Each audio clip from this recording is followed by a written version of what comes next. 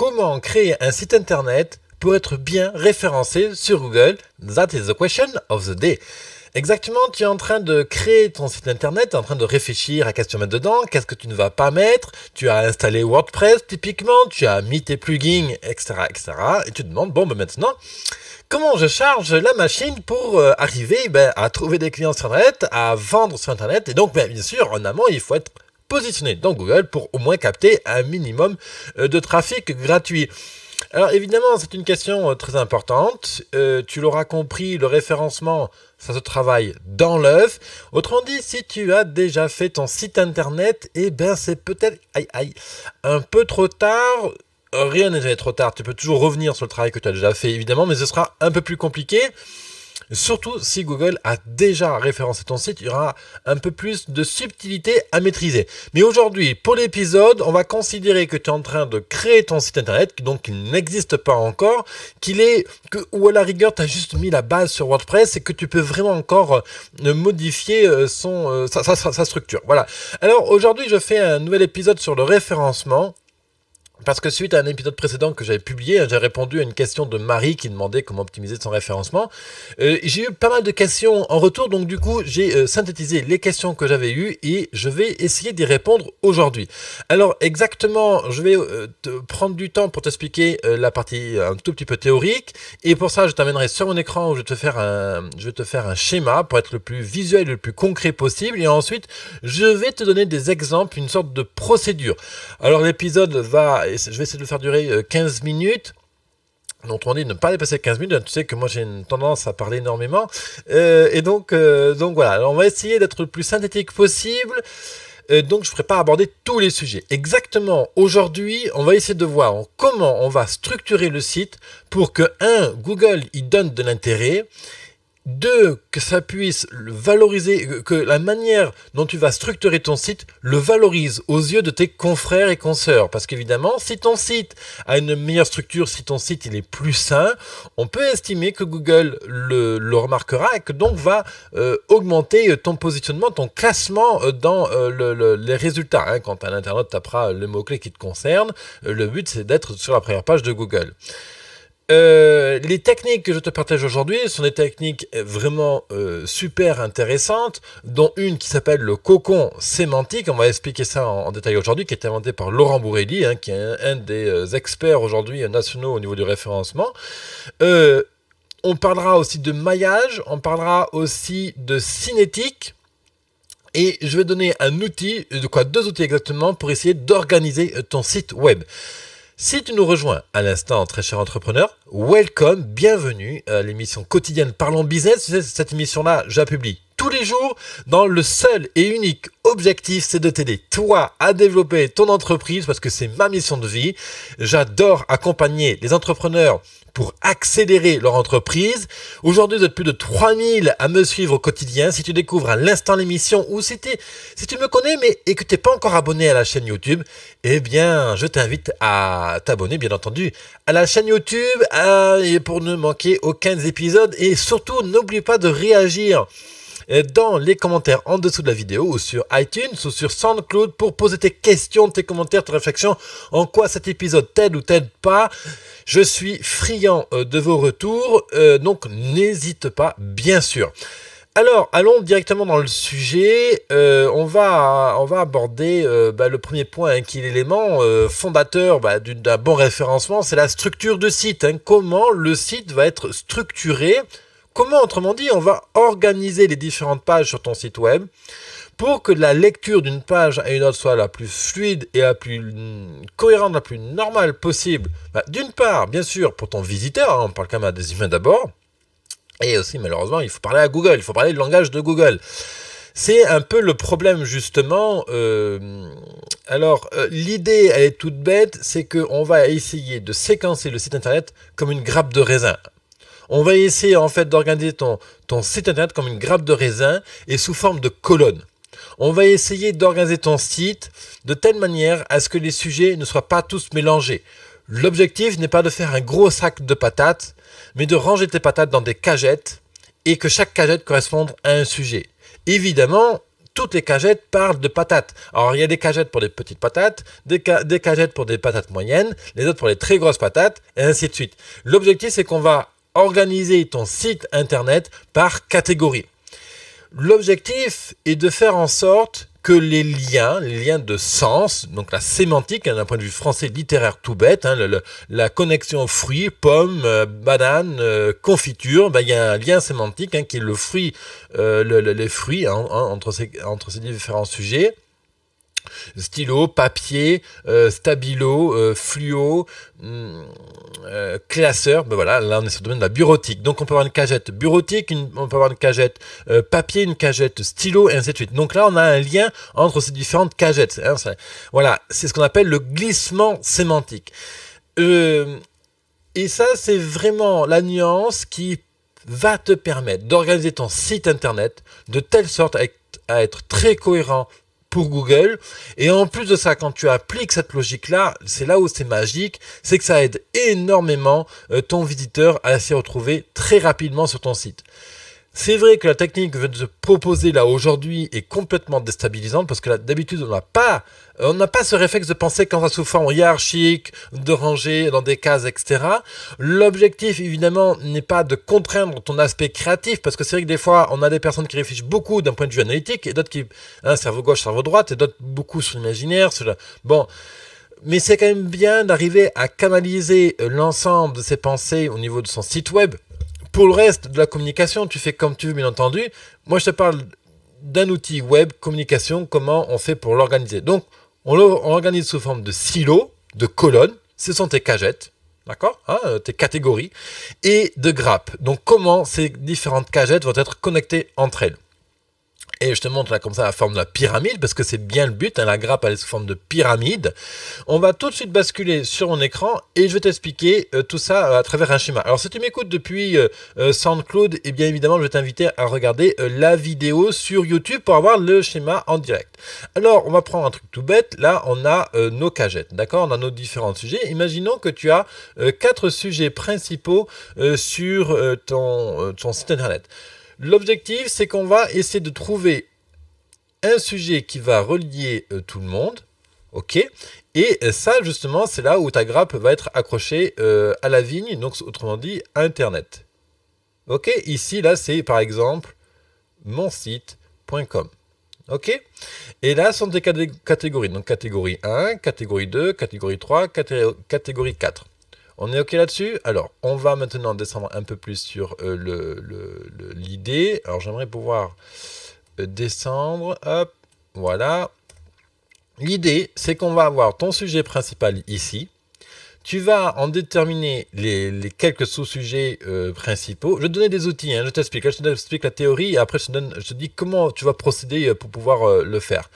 La catégorie 1, catégorie 2, catégorie 3. Et bien entendu, tu l'as compris, là on va encore sous-diviser. Et bien sûr, là tu peux encore sous-diviser à l'infini. En fait, plus ton arbre est grand, plus ça va donner d'importance aux pages qui portent les nœuds. Ok, exactement. L'idée, elle est que tu vas avoir, admettons que tu parles justement d'un site qui parle de bureautique. Donc le site principal, c'est mabureautique.com. Et on va avoir une rubrique papier, une rubrique stylo, une rubrique, je sais pas, qu'est-ce qu'on peut avoir bien sûr, oui, bureau, voilà. Donc tu vends des bureaux. Toc, toc. Là, ici, donc on va mettre bureau, donc rond, rectangulaire, bois, alu. Ok, et puis là, on peut imaginer qu'on va avoir les bureaux, donc on a les formes rondes, on va avoir les bureaux Y, Z, voilà, ça c'est les modèles, ok, avec les marques et machin. Voilà, là, on a effectivement notre grappe. C'est-à-dire que là, on la représente de manière horizontale, mais on pourrait aussi la représenter de manière verticale. Ça ne change rien. L'idée, c'est de comprendre que plus tu vas avoir d'éléments dans les bureaux ronds, plus cette page-là qui rassemble l'ensemble des bureaux ronds va avoir de poids, et plus tu vas transmettre de poids à la catégorie bureau, et plus les différentes catégories vont recevoir de poids des pages inférieures, plus ton site, là donc le domaine maître, va recevoir de poids de tout le monde. Ok, ça c'est le principe du cocon sémantique, et c'est vrai que c'est très bizarre de l'exprimer ainsi, mais c'est vraiment ça qui va faire que ton site va pouvoir être positionné dans Google. En fait, comment ça marche? C'est ce qu'on appelle le cocon sémantique.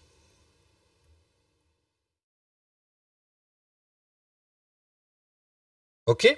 L'idée cocon sémantique, ce qu'il faut comprendre, c'est que ça, là, ici, c'est le cocon. D'accord?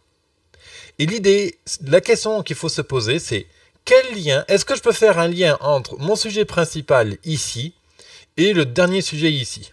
Est-ce qu'il existe un lien? Donc là, c'est ces bureaux X, Y, Z, rond, machin. C'est en lien avec la bureautique, donc ça va. Si par contre, mon sujet ici, c'est par exemple, je sais rien, je vais dire une grosse connerie, d'accord, pomme de terre. Ok, eh bien, il n'y a absolument aucun lien entre les deux, donc le lien il est cassé, et donc on ne peut pas faire de connexion sémantique, on ne peut pas faire de connexion au niveau du sens entre ces deux éléments, donc du coup on n'a plus de cocon sémantique.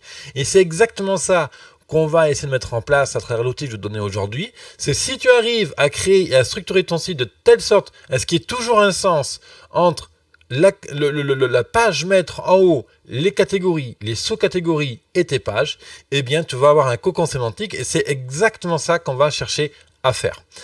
Juste avant, on va approfondir un peu. Il y a une notion de maillage. Alors, la notion de maillage, je vais continuer sur ce schéma-là, on va prendre une autre couleur, voilà.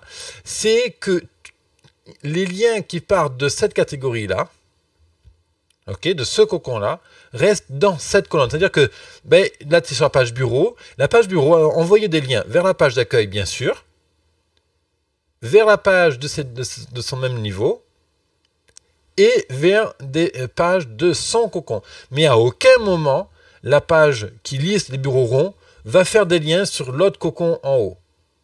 À aucun moment, on ne fait des liens. Hein, on ne fait pas de lien direct. Et dans le sens, pareil, pas de lien de cocon, hein, de grappe, de colonne, de silo entre... voilà. Par contre, on fait des liens des bureaux ici en bois, du bois à ici. Ce bureau-là, il peut faire un lien. Ah, peut-être que si tu aimes ce bureau-là, tu vas aimer celui-là, et ainsi de suite. Ça, c'est le maillage. Donc, je résume. On structure sous forme de grappe. OK? Sous-catégorie. Sous-catégorie. Les pages. Alors évidemment, tout dépend de la quantité de volume que tu as à gérer sur ton site. Voilà, on va juste dessiner les liens. Donc les liens, ça fait comme ça, hein, d'accord?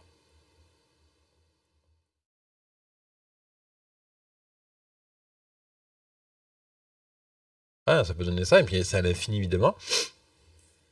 Tu te rappelles, je te parlais des cagettes. Eh bien ça, c'est une cagette de pommes de terre. Ça, c'est une deuxième cagette de pommes de terre. Ok, on ne sépare pas les chiffons et les serviettes, ou les torchons et les serviettes, pardon. Donc l'idée, c'est vraiment que les liens ici fonctionnent entre eux et ne font pas de lien direct. Ok, ça c'est l'idée. Si tu arrives à structurer justement ton site de telle sorte, en fait, tu vas organiser tes pages et ça va leur donner tellement de poids que ne serait-ce que cet aspect-là va te permettre de faire augmenter ton positionnement dans Google.